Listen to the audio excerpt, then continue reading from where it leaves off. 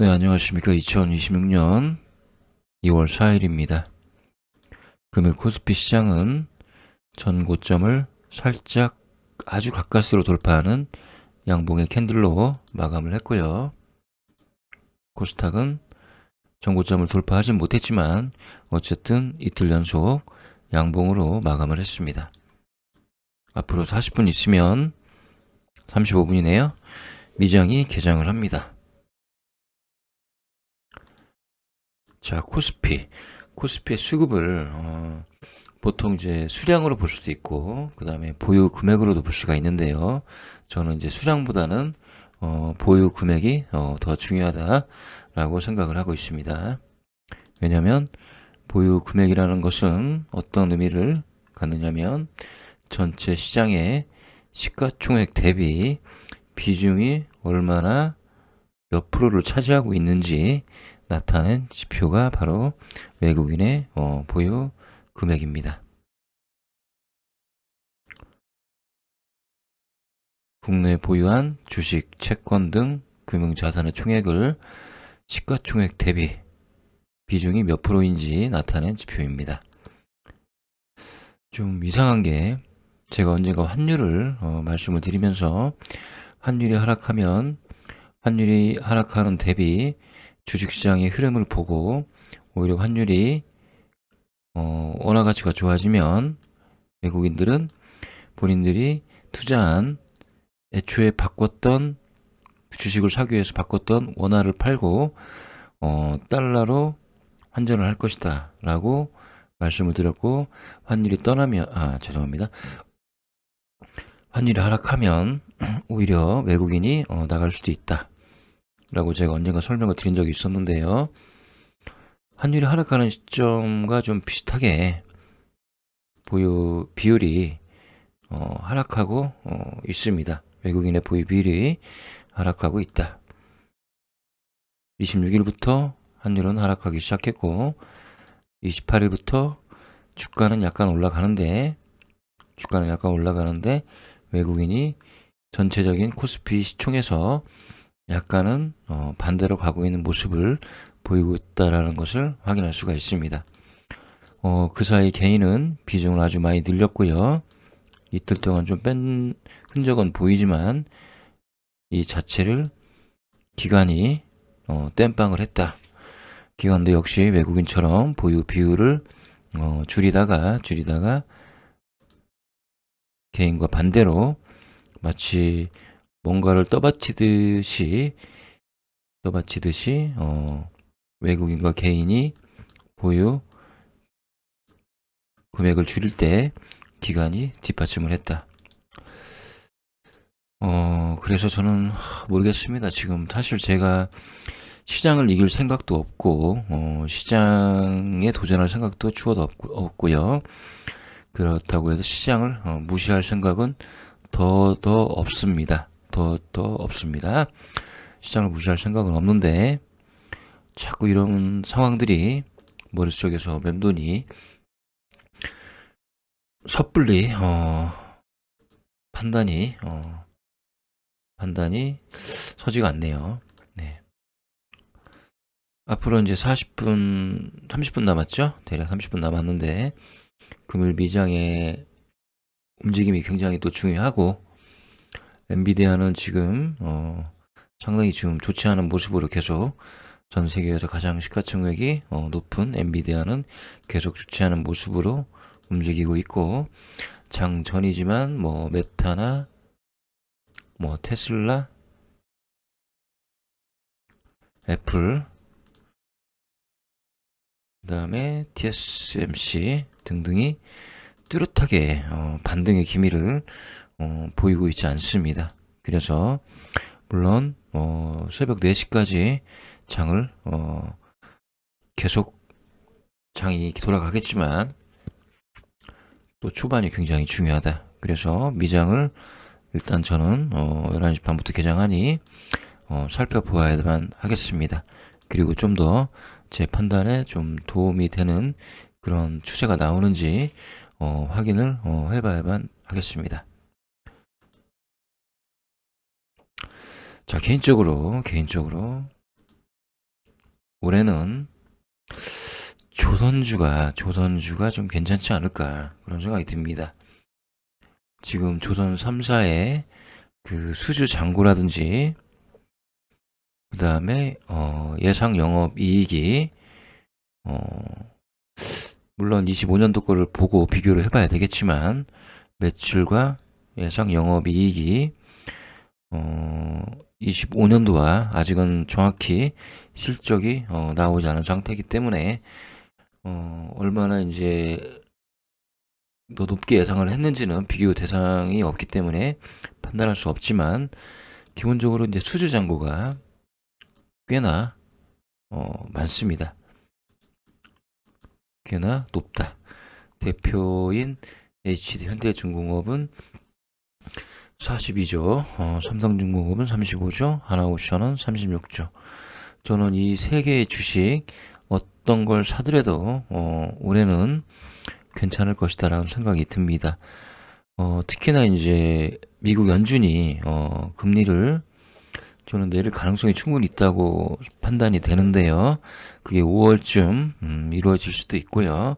그래서 금리가 이제 내려가면 원화 가치가 조금 회복하고 환율이 어느 정도는 안정될 수가 있다. 지금은 물론 수출 입장에서 환율이 높은 게 좋겠지만 달러 값이 높은 게 좋지만 원자재 측면에서 봤을 때는 또 높아서 또 좋을 건 없다. 그리고 이제 그 수준은 이렇게 많이 있는데 존재하는데 지금 원재료를 사는 비용이 너무 많이 들어간다. 환율이 너무 높기 때문에. 그래서 그리고 이제 얘네들은 만약에 계약을 하면 이미 그 고정 환율로 계약을 미리 외환시장에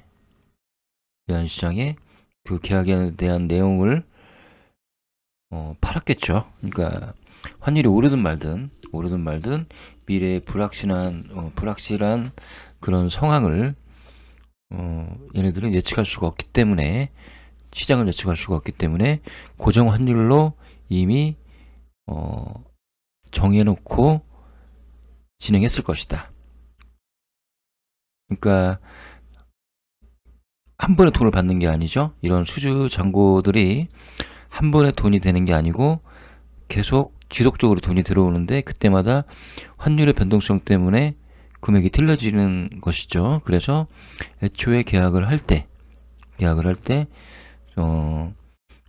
외환시장에 고정 환율로 미리 외환시장과 거래를 해서 계약을 해서 그 환율로 인해서 매출이 바뀌진 않는다. 이런 식으로 진행을 합니다.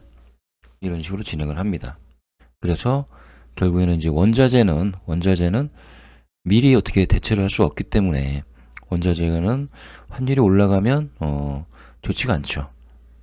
얘는 정해져 있는데 얘가 올라가기 때문에 원자재가 올라가기 때문에 좋지가 않죠. 조선 쪽이 그런 게 있습니다. 아무튼 데이터가 지워졌네요. 네. 그래서 이제 환율이 조금 안정되고 하면 이만큼의 수주도 받아놓은 것도 있고 원자재 값이 즉 매출 원가가 내려가기 때문에 실적은 좀 더 좋아질 수도 있겠다라는 생각이 듭니다. 물론 환율이 낮아져야 되겠죠. 원화 가치가 좋아지고 달러 가치가 떨어져야지만 실제 제가 방금 드린 말이 이루어지겠지만 저는 지금 미국의 기준금리가 좀 높다라고 저는 개인적으로 생각을 하고 있습니다. 경기가 살짝만 나빠지면 기준금리를 내릴 가능성이 충분히 있다. 지금은 성장률이 4%대 이런 얘기도 나오지만 2026년도에는 그만큼의 더 이상의 성장을 할지 미국이요 알 수가 없는 거죠. 그런데 현재 상태에서는 미국의 성장률은 너무 좋고 아무튼 파월이 고민을 굉장히 많이 했었을 것이고, 이제 5월에 파월이 잘리고 케빈 워시 새로 취임이 되면, 의장으로 취임이 되면 금리가 어떻게 될지는 알 수는 없습니다. 저는 좀 내려가는 쪽으로 생각을 하고 있습니다. 자, 그래서 이제 금일까지 좀 고민을 하고 전고점 돌파하고 뭐 미친 척하고 막 올라가면 그때는 좀 뭐랄까요? 그 조선주를 조금 건드려야 되겠다 라는 생각을 합니다. 개인적으로요.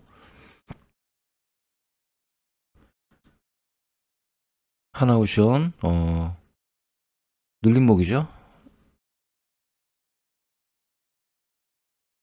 만약에 주가가 계속 좋아지면, 시장이 좋아지면 이렇게 이제 눌림목 과정에 있는 주가들이 전고점을 뚫는 그런 모습을 보일 거라고 저는 생각을 하고 있습니다.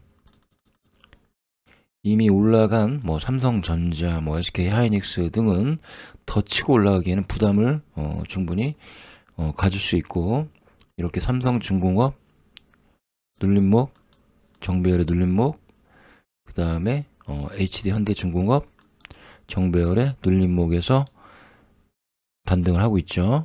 그래서 시장에 대한 확신이 들면 저는 이 조선주 이 세 종목에 좀 관심을 가져야 되겠다, 그런 생각을 하고 있습니다. 그리고 마지막으로 말씀드리겠습니다. 포스코 엠텍이 철강이죠. 얘가 올라간 이유 가만히 생각해보니 조선주가 수주를 이만큼 해놨기 때문에 철강과 조선주의 수주는 비례한다. 그래서 철강이 어떻게 보면 괜찮을 수도 있다, 그런 생각을 합니다. 그래서 포스코 엠텍은 올해 조선주가 계속 업황이 좋다고 보고 포스코 엠텍은 괜찮지 않을까, 나쁘지 않지는 않을까, 그런 생각이 들었습니다. 조선주를 제가 확인을 했을 때는 철강 쪽도 특히 국내에 이런 엄청난 수주를 받은 내용으로 봐서는 뭐 계속 배는 만들어야 된다 이거죠. 네. 그래서 포스코 엠텍도 그렇게 실망할 정도 수준의 주식은 아니다. 올해 전망을 봤을 때요. 그런 판단이 씁니다. 자, 아무튼 제가 미장을 지켜보고 뭐 새벽에 올릴 수 있으면 올리든지 아니면 내일 오전에 일찍 올리든지 하겠습니다. 영상을요. 저는 아직 100%, 한 80% 아니죠. 한 70% 정도의 고민 상태에 있습니다. 아무튼 그렇습니다. 자, 정리하겠습니다. 보유 비율, 외국인의 보유 수량보다는 보유 비중이 굉장히, 보유 금액이 더 중요하다 라는 말씀을 팁으로 드리면서 영상을 마치도록 하겠습니다. 감사합니다.